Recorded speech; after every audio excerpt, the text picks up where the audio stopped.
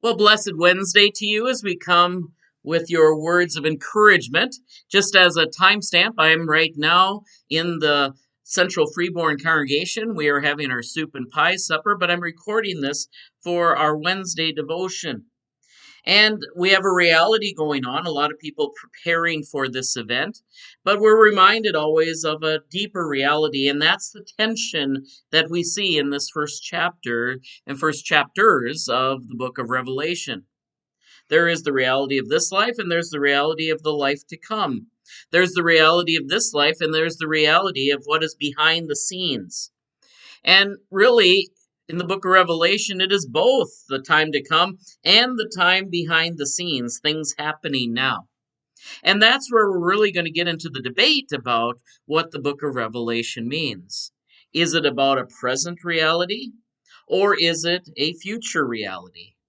And that is where a lot of the debate arises. But in these first four chapters, I'd say 99% of the scholars agree it was letters written to 7 churches. And we'll be going to those 7 churches specifically.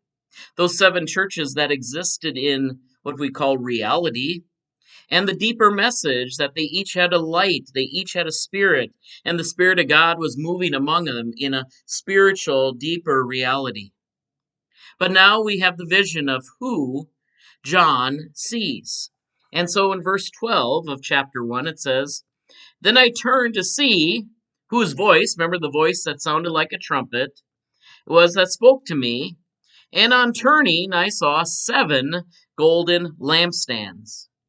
And in the midst of the lampstands, I saw one like the Son of Man, clothed in a long robe, with a golden sash across his chest.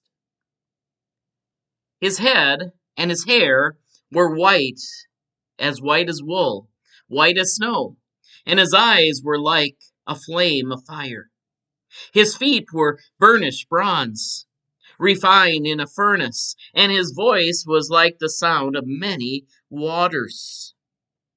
In his right hand he held 7 stars, and on his mouth came a sharp, 2-edged sword, and his face was like a sun shining with all its force.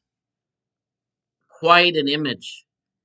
And in fact, it's very similar to an image that we find of what we believe is either God or Jesus pre-Christmas, pre-incarnation, before the throne of God, in Daniel specifically.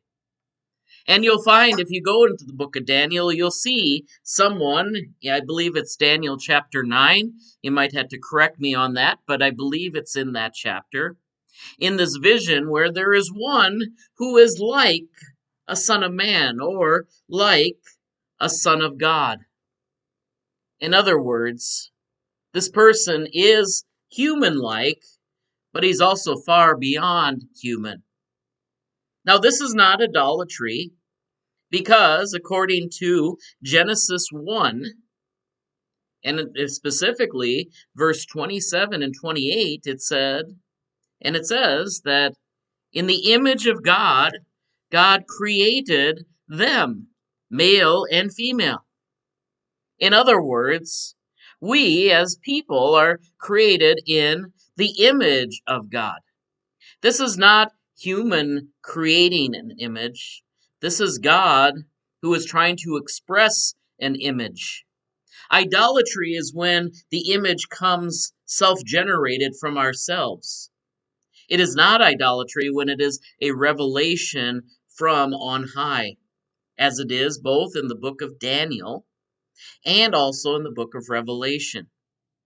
But it is not out of place. Even if you don't accept the vision of Daniel, even if you don't accept the vision of Revelation, it's right there in Genesis chapter 1, verses 26 and 27. We as people are created in the image of God. Now that image has been soiled because of sin, death, and the temptation that our forebears, Adam and Eve, fell into, along with all the others that preceded us, Cain and Abel and all the others. We are reminded that even when our image is soiled, we still bear the mark of divinity. And perfect divinity, we believe, is found in Jesus Christ. And so we get a vision of someone who is like a son of man, or someone born of humanity. And he's clothed with a long robe and with a golden sash around his chest. And some have tried to depict this visually, and many parts of it also have symbolic value. His head and his hair were white wool, white as snow. White wool is usually a symbol of age, especially when it comes to hair, but it's also a symbol of purity. This is a mark of someone who has purity in their head. His eyes were like a flame of fire. In other words, a flame of passion to do what is pure and right. In fact, as you get to the face, it shone like the sun. And just as if we try to look at the sun, which we're told not to, in fact, we learn that at an early age, don't we? We're not to look at the sun because what can it do? It is so bright that it blinds us. So in some ways, some of these visions are a little bit muted until we realize that it's hard to get any detail here because the vision is so bright. And so, a flame of fire, his feet were like burnished bronze, refined in a furnace, and his voice was like the sound of many waters. We already said that the voice, at least of the one announcing Jesus' coming, sounds like a trumpet, but this is a voice of living water, refreshing water. There's that famous line from John 8, where it says that his message will be like streams of living water. Think of an old gospel hymn, "Spring up, O well, within my soul. Spring up, O well, and make me whole, and give to me that life abundantly." All those are images of how this is like a man, but yet not like a man. And the sound of many waters, in his right hand he held the 7 stars, and from his mouth came a two-edged sword. Now, the 7 stars typically mean it is a message to be given to the 7 churches that have the 7 lampstands. And also the sword that's coming out of his mouth. There is a very famous depiction by Albrecht Dürer during the time of Luther, in which this is depicted with a real sword coming out of its mouth. And from what we understand, and of the way Luther took the sword, is that it is, yes, the word of God, the speaking of God, and the two-edged sword, meaning that it has 2 functions, to cut down and to bring up. And Luther really got specific about that. This is the gospel functioning as both law and good news as gospel.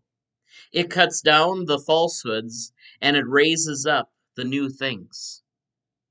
And so many times, even in some pulpits, I served as an intern at St. Paul's Lutheran in South Minneapolis, and the pulpit was actually in the center, in front of the altar, and it was, because it was St. Paul's, he was the message of the gospel. It had a sword right down the front part, symbolizing the sword that comes from the mouth of the Lord. All these things are to prepare us for the message that is about ready to be given to the 7 stars, the 7 churches in his hand. And it is going to be a message of encouragement for those who are needing to endure, patient endurance. So all these are prep things for the images, but they'll carry on through the book, and we'll review them as we go along. God bless you today. We trust that these continue to be words of encouragement. Take care. God bless. We'll see you next time.